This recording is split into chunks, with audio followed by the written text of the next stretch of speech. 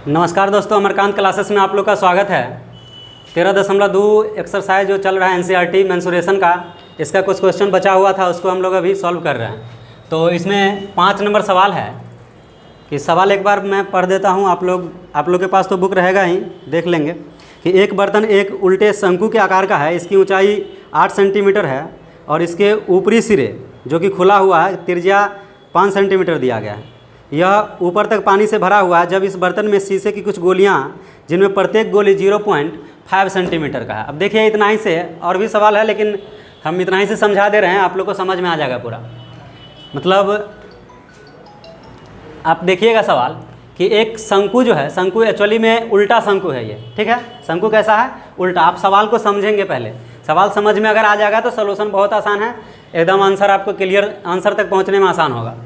तो आप देखेंगे यहाँ पे जो शंकु दिया गया है उल्टा शंकु है और यह पूरी तरह पानी से भरा हुआ है। ऊपर तक बोला गया है, ऊपर तक पानी से भरा हुआ। आप ऐसे करके भर सकते हैं, पानी से भरा हुआ है, जिसकी ऊंचाई, आखिर शंकु है, इसमें कुछ न कुछ बीमा होगा। इसका ऊंचाई दिया गया है 8 सेंटीमीटर और इसका ऊपरी सिरा जो है, जो वृत्ताकार है, उसका त्रिज्या कितना दिया गया है? 5 सेंटीमीटर दिया गया। क्योंकि हम लोग जानते हैं ऊपरी सिरा कैसा है, वृत्ताकार है और वृत्त में एक त्रिज्या भी होता है, आपको थ्योरी वाले क्लास में ही बताएं। तो ये आपको शंकु का डाटा हो गया। फिर कहता है कि जब इसमें कुछ शीशे की गोलियां डाली जाती है, गोलियां गोल होता है नहीं, तो उसका त्रिज्या 0.5 सेंटीमीटर है। कितना है? 0.5 सेंटीमीटर। लेकिन जब जैसे ही ये शंकु तो पूरा पानी से भरा हुआ है, इसमें जैसे ही गोली की मतलब शीशा का गोली जैसे ही डालते हैं या कोई भी गोली जैसे ही डालते हैं, तो इसमें जितना पानी भरा हुआ है उसका 1/4 भाग पानी बाहर निकल जाता है। सवाल बहुत अच्छा है, समझने के लिए बहुत अच्छा है, ठीक है ना। तो इसमें जैसे ही शीशा का गोली डालेंगे या कोई भी गोली डालेंगे, ठीक है ना, तो 1/4 भाग पानी बाहर निकल जाता है। तो यही आपसे पूछा जा रहा है, आखिर गोलियों की संख्या कितनी है, कितना गोली डालते हैं कि 1/4 भाग ही पानी बाहर निकलता है? नहीं, आधा भी गिर सकता था, उससे ज़्यादा भी गिर सकता था, लेकिन 1/4 भाग ही पानी बाहर गिरता है। आखिर गोलियों की संख्या कितनी है, यही हम लोग को संख्या निकालना है। उम्मीद करते हैं सवाल आपको समझ में आ गया होगा। चलिए देखते हैं यहाँ पे शंकु की ऊंचाई जो कि क्वेश्चन में दिया गया है 8 सेंटीमीटर दिया गया है और त्रिज्या जो है वह कितना है? 5 सेंटीमीटर दिया गया है।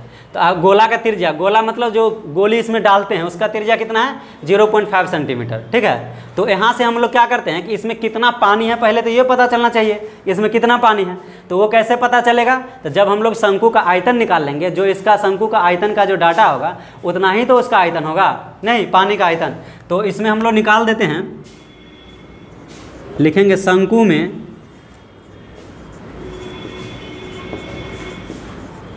पानी का आयतन बराबर 1/3 पाई r²h। 1/3 पाई का मान डालेंगे 22/7, r का वैल्यू आपको हो जाएगा 5 × 5, चूँकि शंकु का निकालना है और शंकु का त्रिज्या कितना है?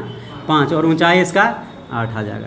आप देख लो, 8 5 25 8 200, नहीं 22 दूना 44, तो आ जाएगा आपको ही 4400/21 सेंटीमीटर के। ये आ गया आपका किसका आयतन आ गया? शंकु का, यानी कि शंकु में पानी का आयतन आ गया, ठीक है। अब इसके बाद हम लोग क्या करते हैं, जगह थोड़ा सा कम पड़ रहा है, इसको चलो यहाँ से देख लेते हैं इतना में पहले। अब यहाँ से हम लोग को क्या करना है कि बोला है कि जैसे ही गोली इसमें डालते हैं तो 1/4 भाग पानी बाहर निकलता है। अब बाहर निकलने वाला पानी कितना है वो पहले देख लेते हैं, ठीक है ना। तो यहाँ पे देखेंगे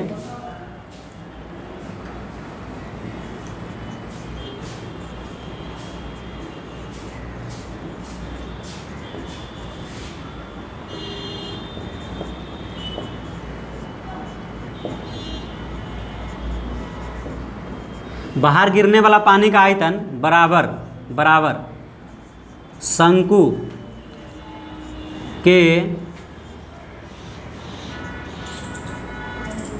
आयतन का 1/4 भाग, क्योंकि सवाल में यही बात बोला गया है कि जैसे ही गोली इसमें डालते हैं तो 1/4 भाग पानी क्या होता है? बाहर गिरता है। तो वही लिखे हैं, बाहर गिरने वाला पानी का आयतन है। आखिर कितना पानी गिरा? नहीं, तो शंकु के आयतन का 1/4 भाग, 1/4 भाग ना बाहर गिरा है, तो आयतन तो हम लोग निकाल चुके हैं शंकु का। नहीं, तो ये आपको कितना हो जाएगा? देखो शंकु का आयतन कितना है?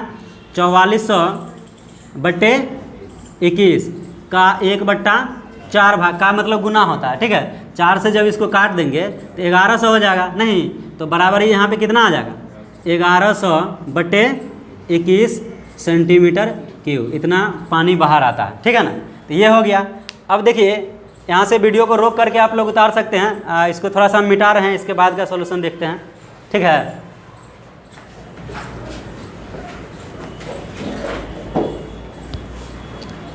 चलिए इसके बाद देख लेते हैं गोलियों की संख्या। आपसे पूछा गया है गोलियों की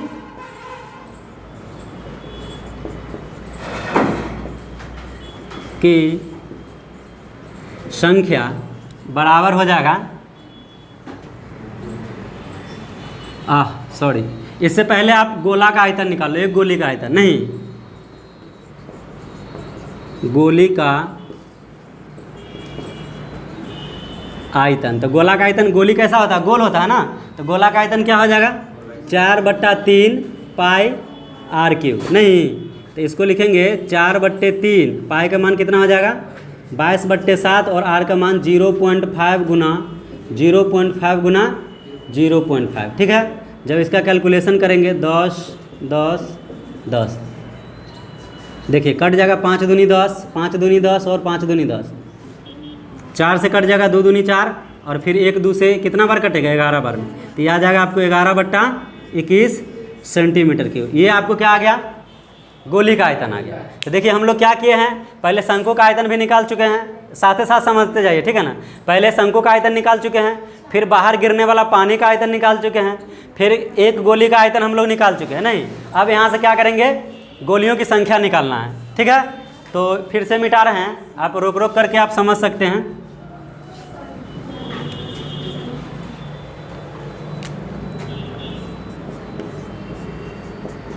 गोली की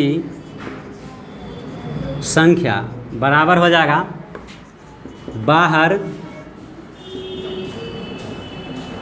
निकलने वाला पानी का आयतन बट्टे गोली का आयतन, या गोला का, गोली कर दो, गोली का आयतन। अब आप याद कीजिए, उसको तो मिटा चुके हैं, लेकिन अगर आप नोट किए होंगे तो आपकी कॉपी में होगा। बाहर निकलने वाला पानी जो था वो कितना था 1100/21 सेंटीमीटर, इतना ही था। और एक गोली का आयतन अभी आपको कितना आया है, 11/21। गोली का आयतन अभी तुरंत निकाले हैं ना, गोली का आयतन इतना ही आया है, ठीक है। अब हम लोग क्या करते हैं, इसको देखिए 1100/21, देखिए जब बट्टे में कुछ होता है तो सबसे नीचे वाला कहाँ चला जाएगा ऊपर, तो इसको क्या करेंगे 21/11 हो जाएगा। देखिए 21 से 21 कट गया, 11 से कितना बार में कट जाएगा 100 बार में कट जाएगा, नहीं। आइए हम क्या निकाल रहे हैं गोली की संख्या। सवाल भी यही पूछा था कि गोली की संख्या बताइए, तो गोली की संख्या कितना हो जाएगा 100 हो जाएगा। देखिए तो यही आपको गोली की संख्या कितना आ गया 100 आ गया। चलिए देखते हैं क्वेश्चन नंबर 6। एक बेलन के ऊपर बेलन रखा हुआ, अभी क्वेश्चन जो है फिगर से ही क्वेश्चन को समझा रहे हैं, समझने का प्रयास करिएगा कि एक बेलन के ऊपर बेलन रखा हुआ और इस प्रकार का एक लोहे का स्तंभ बना हुआ, ठीक है ना। एक 2 बेलन है, तो एक फर्स्ट बेलन है और सेकंड बेलन को 2 से लिखे हैं, ठीक है ना, सेकंड, फर्स्ट और सेकंड लिखा हुआ। फर्स्ट बेलन की ऊंचाई 220 सेंटीमीटर दिया गया है और इसका व्यास जो है वह 24 सेंटीमीटर है, और इसके ऊपर एक और बेलन अध्यारोपित है, बेलन के ऊपर एक और बेलन अध्यारोपित है और इसकी ऊंचाई 60 सेंटीमीटर दिया गया है और इसका जो त्रिज्या है वो कितना है 8 सेंटीमीटर है। तो इस प्रकार जो है एक लोहे का स्तंभ बना हुआ है, तो इसका आपसे पूछा गया है कि इस लोहे का द्रव्यमान क्या होगा, जबकि 1 सेंटीमीटर की लोहे का द्रव्यमान जो है लगभग 8 ग्राम के बराबर होता है, ठीक है। तो आपको इसका द्रव्यमान निकाल करके बताना है कि क्या होगा। तो देखिए ऐसा सवाल में कुछ नहीं करना है, आपको 2 फिगर नजर आ रहा है, हम लोग पहला बेलन का आयतन निकालेंगे, फिर दूसरा बेलन का आयतन निकालेंगे और दोनों को जोड़ देंगे, ठीक है ना, तो पूरा आयतन निकल जाएगा, ठीक है। तो इस तरह से ही इसको सॉल्व करना है। तो यहाँ पे देखिए कुछ बात लिखा हुआ है, फर्स्ट बेलन का ऊंचाई 220 सेंटीमीटर और इसका व्यास जो है कितना है 24 सेंटीमीटर है। तो व्यास 24 सेंटीमीटर है, तो त्रिज्या इसका आधा हो जाएगा, कितना होगा 12 सेंटीमीटर होगा, और बेलन की ऊंचाई कितनी होगी 60 सेंटीमीटर होगी। तो इसका त्रिज्या भी दिया, कौन बेलन, सेकंड बेलन है, यहाँ पे देखिए सेकंड बेलन की ऊंचाई 60 सेंटीमीटर और इसका त्रिज्या कितना है 8 सेंटीमीटर है। तो आप यहाँ पे लिखेंगे लोहे के स्तंभ का द्रव्यमान बराबर हो जाएगा फर्स्ट बेलन का आयतन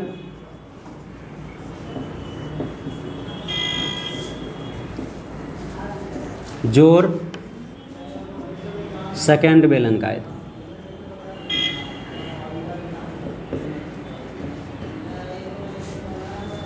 देखिए पहला बेलन का आयतन और दूसरा बेलन का आयतन। फर्स्ट बेलन का आयतन क्या हो जाएगा, pi r square h, pi r one h one कर दो, जोड़ pi r two h two. ठीक है, पाई आर स्क्वायर एच होता है ना बेलन का आयतन। आप यहाँ से क्या करेंगे, पाई को आप कॉमन ले लो।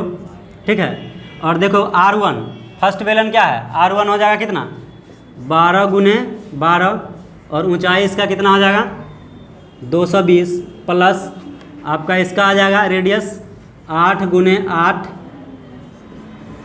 और गुने कितना हो जाएगा ऊंचाई 60 सेंटीमीटर। ठीक है ना, फिर इसको क्या करेंगे, पाई का मान हो जाएगा आपको 3.14, यही लेना है 3.14, 144 गुने 220 जोड़ 64 गुने 60। ठीक है, इसको हम लोग फिर क्या करते हैं, कैलकुलेशन करते हैं। चलिए देखते हैं, इसका कैलकुलेशन कर दिए हैं। आप जब इसको गुना करेंगे तो गुना करके आपको 3168 प्लस 3840, ठीक है, इसको जब ऐड करेंगे पूरा मतलब पूरा कैलकुलेशन करने के बाद आपके पास जो डाटा आ रहा है ये 11, 15, 32.8 सेंटीमीटर। ठीक है, तो ये पूरा द्रव्यमान आ गया। तो इसके बाद हम लोग क्या करते हैं कि जगह थोड़ा सा कम पड़ रहा है इसलिए ऊपर में थोड़ा सा मिटा दे रहे हैं। ठीक है, और यहाँ से देखिए अब बस आंसर ही आ जाएगा जस्ट। इसी के बाद आप देखेंगे यहाँ पे लिखना, चूँकि क्वेश्चन में दिया गया है कि 1 सेंटीमीटर क्यूब लोहे का आयतन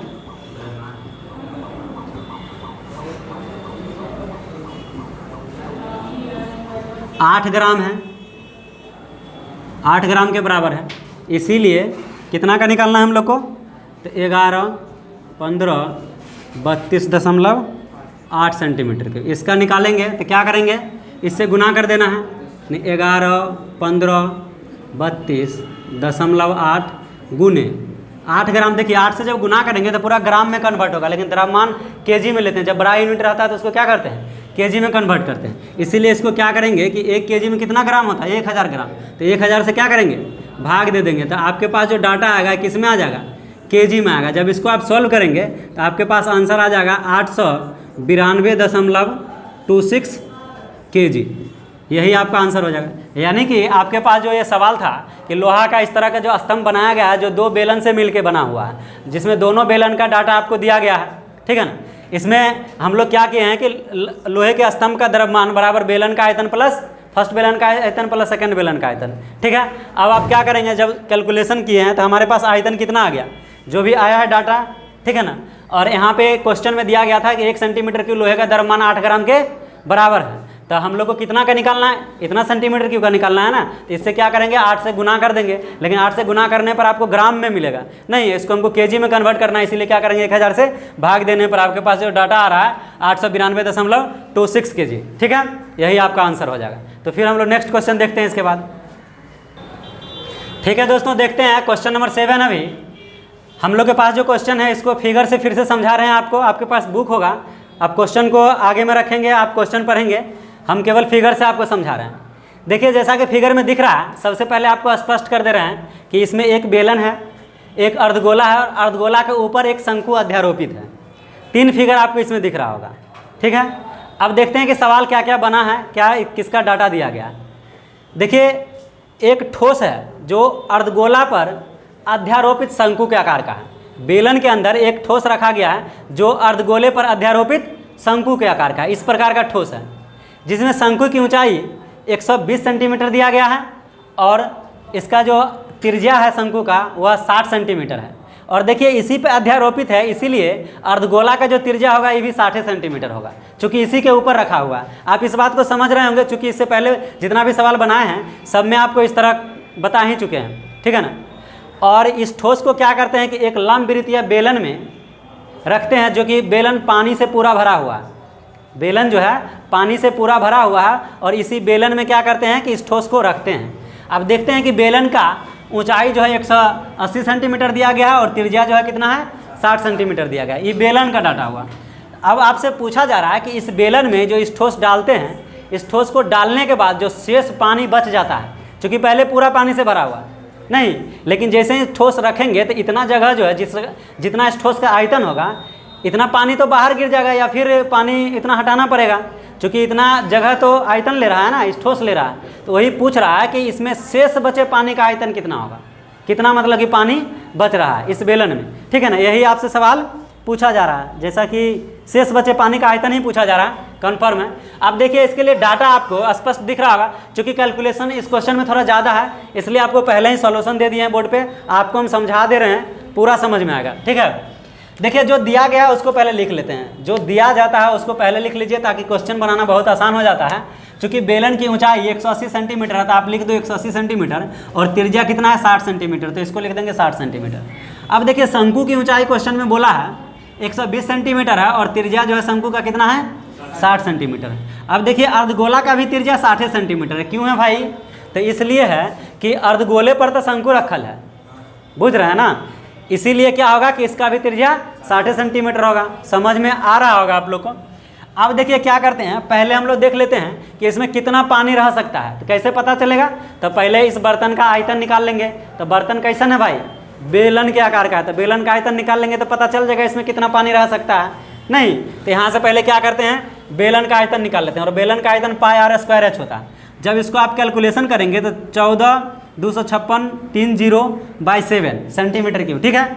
इतना डाटा जो है आप इस तरह से याद रखें जैसे भी हो, चूँकि बार बार आप प्रैक्टिस कीजिएगा, क्योंकि कभी कभी हो सकता है कि इस तरह का क्वेश्चन बोर्ड में आ जाता है।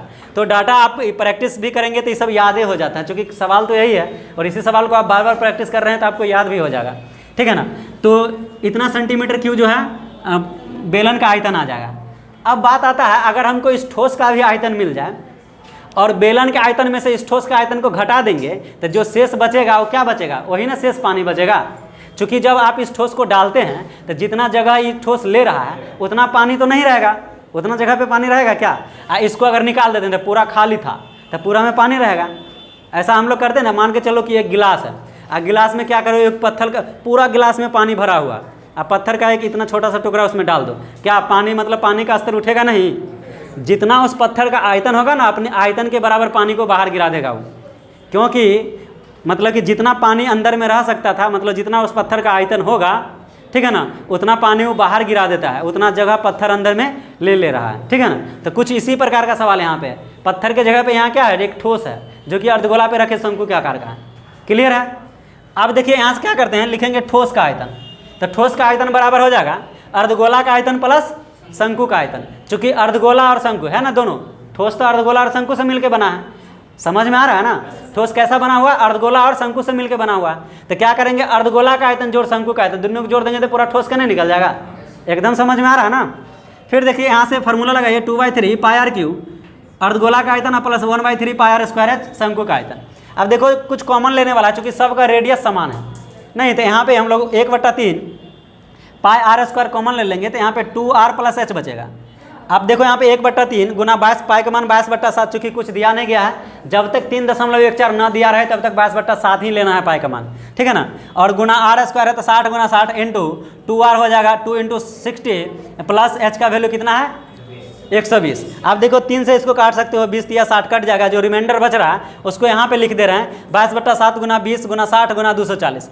अब जब इसको गुना करेंगे तो आपके पास डाटा आएगा 63 36/000/7 सेंटीमीटर क्यूब। ये आपका आ गया इस ठोस का आयतन। इतना तक आपको उम्मीद करते हैं कि समझ में आ रहा होगा। अब हम लोग को कुछ नहीं करना है, क्या करेंगे कि लिखेंगे शेष बचे पानी का आयतन बराबर हो जाएगा बेलन का आयतन माइनस ठोस का आयतन। जो डाटा आएगा वो आपका शेष पानी का आयतन आ जाएगा, ठीक है। तो हम लोग फिर से देखते हैं, चलिए देख लेते हैं। अब इसमें शेष बचे पानी का आयतन, तो शेष बचे पानी का आयतन बराबर हो जाएगा बेलन का आयतन, क्योंकि बेलन के आयतन से स्पष्ट होता है कि इस बेलन में कितना पानी रह सकता है। तो यहाँ पे क्या करेंगे, बेलन का आयतन निकाल लेंगे। इसमें से चूँकि इस ठोस को इसमें रख दिया गया है बेलन में, नहीं तो इतना जगह का पानी तो बाहर निकल गया होगा, तो इसीलिए क्या करेंगे घटा देंगे माइनस ठोस का आयतन।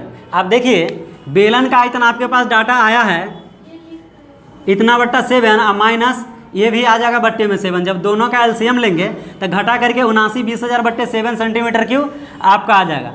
जब इसमें 7 से भाग देंगे तो भाग देने के बाद इतना सेंटीमीटर, देख लीजिए डाटा थोड़ा लंबा है, आप लोग खुद से अपना प्रैक्टिस करेंगे इसका, ठीक है। इतना सेंटीमीटर क्यूब आ जाएगा आयतन, ये किसका आ गया, शेष बचे पानी का आयतन इतना आ गया, ठीक है। अब देखिए क्या करते हैं कि आंसर आपका शायद मीटर क्यूब में दिया गया है, इसीलिए इसको क्या करते हैं, मीटर सेंटीमीटर को मीटर में चेंज कर देते हैं। तो आप देखिए इतना सेंटीमीटर क्यूब है, इसमें जब 1 लाख से जब आप भाग देंगे तो सेंटीमीटर क्यूब जो है मीटर क्यूब में बदल जाएगा, ठीक है ना। अब क्या करेंगे, जब इससे आप भाग देंगे तो आपके पास बच के आएगा 1.131 मीटर क्यूब, ठीक है। इतना जो है शेष बचे पानी जो है उसका आयतन यही हो जाएगा। तो आपका यही आंसर होगा इस सवाल का। फिर हम लोग नेक्स्ट देख लेते हैं इसके बाद क्या है सवाल, ठीक है। देखते हैं अभी लास्ट क्वेश्चन है 13.2 का 8 नंबर सवाल कि एक बर्तन है जिसका गर्दन जो है बेलन के आकार का, एक बर्तन है जिसका गर्दन कैसा है, बेलन के आकार का है। कोई कोई आदमी का भी गर्दन बड़ी को होता है, नहीं, जैसे ऊँट का देखता है, ऊँट का गर्दन कितना बड़ा रहता है कि नहीं, इसीलिए किसी का गर्दन अगर बड़ा रहे तो लोग उसको बोलता है कि ऊँट का गर्दन, नहीं बोलता। अच्छा, जो भी हो पता नहीं, चलिए देख लेते हैं। तो बर्तन जो है मतलब इसका गर्दन जो है कैसा है, बेलन के आकार का है, जिसकी ऊंचाई 8 सेंटीमीटर है और व्यास इसका जो दिया गया है 2 सेंटीमीटर दिया गया, ठीक है। और मतलब एक गोलाकार भाग है जिसका व्यास दिया गया है 8.5 सेंटीमीटर, ठीक है। और देखिए हमारे दैनिक जीवन में इस टाइप का बर्तन का उपयोग कहाँ होता है, तो आप सुराही, इस सबसे बेस्ट एग्जाम्पल सुराही, ठीक है ना। मान के चले कि सुराही है, सुराही में देखिएगा इसी तरह का गर्दन बना रहता है, गरीबों का फ्रिज कहा जाता है, नहीं, लोग इसमें पानी डाल के रखते हैं, एकदम ठंडा, फ्रिज जैसा ठंडा पानी होता है। बात समझ रहे हैं कि नहीं, गर्मी में लोग इसका ज़्यादा इस्तेमाल करते हैं। तो वही उसमें देखिएगा कि कुछ गोलाकार भाग होता है और गर्दन जो होता है वो कैसा होता है, बेलनाकार होता है। तो चलिए यही आपका बर्तन है। अब होता क्या है कि एक बच्चा है, समझे, वो क्या करता है कि इस मतलब अपने अंदाज से या जैसे भी वो निकाल के वो बोलता है कि इस बर्तन का आयतन 345 सेंटीमीटर क्यूब है, ठीक है ना। अब क्या करना है कि हम लोग को चेक करना है। चेक कैसे करना है, तो चेक करके बताना है कि वास्तव में वो जो बच्चा बोला है वह सही आयतन बताया है या सही आयतन क्या होगा। अगर बच्चा गलत बताया है तो सही आयतन क्या होगा, ये हम लोग को बताना। तो चलिए हम लोग सॉल्यूशन पूरा कर चुके हैं, चूँकि कैलकुलेशन है, ज़्यादा रिकॉर्ड नहीं हो टाइम, इसलिए पहले कैलकुलेशन दे दिए हैं। तो जो डाटा है देखिए, बेलन का ऊंचाई h बराबर 8 सेंटीमीटर और व्यास देखिए 2 सेंटीमीटर दिया गया है, नहीं, तो त्रिज्या इसका आधा 1 सेंटीमीटर हो जाएगा। अब देखिए गोला का व्यास, ये क्या है, गोला है ना जी, इसको अगर ऐसे करके डॉटेड लाइन से मिला दीजिए, ठीक है, तो ये गोला है कि नहीं है। तो गोला का व्यास कितना दिया गया है, 8.5, तो इसका त्रिज्या देखिए 4.25 हो जाएगा, ठीक है ना। अब कुछ कुछ बच्चा को लग रहा होगा कि 8.5 का आधा 2.5 कैसे हो गया, क्या कि 5 का आधा तो 2.5 होता है, नहीं, यही लगता होगा ना। तब बुर्बक आदमी है, होशियार रहते तब ऐसा दिक्कत नहीं होता। 8.5 है ना, तो 5 के बाद 0 लगा दीजिए, 8.50, कोई फ़र्क नहीं ना पड़ता है। 8.50 का आधा कितना हो जाएगा, 4.25 नहीं होगा, यही होता है, ठीक है ना। तो आगे देख लेते हैं बर्तन का आयतन। बर्तन का आयतन बराबर बेलन का आयतन जोड़ गोला का आयतन, गोला का आयतन है जोड़ बेलन का आयतन, दोनों का आयतन को जोड़ देंगे तो पूरा बर्तन का आयतन नहीं निकल जाएगा। वही किए हैं, हमको दोनों का फार्मूला पता है। बेलन का आयतन πr² होता है, गोला का आयतन 4/3 πr³ होता है। देखिए यहाँ पे केवल पाई ही कॉमन ले सकते हैं, क्योंकि दोनों का रेडियस अलग अलग है। बेलन का रेडियस जो है वो 2 सेंटीमीटर है और गोला का कितना है, मतलब कि रेडियस 4.25 सेंटीमीटर है। इसीलिए क्या करेंगे, केवल पाई ही कॉमन आ पाएगा, तो r² h + 4/3 r³। जब देखिए यहाँ पे बेलन का रेडियस है 1 × 1, चूँकि बेलन का त्रिज्या कितना है, 1 है, जिसका काम करेंगे वही वैल्यू को लेंगे। बात समझ रहे हैं ना, इसमें गलती नहीं होना चाहिए कि आपको लगता होगा कि दो को त्रिज्या है, कौन किस में रखें, एक में कन्फ्यूजन हो जाए, ऐसा नहीं होना चाहिए।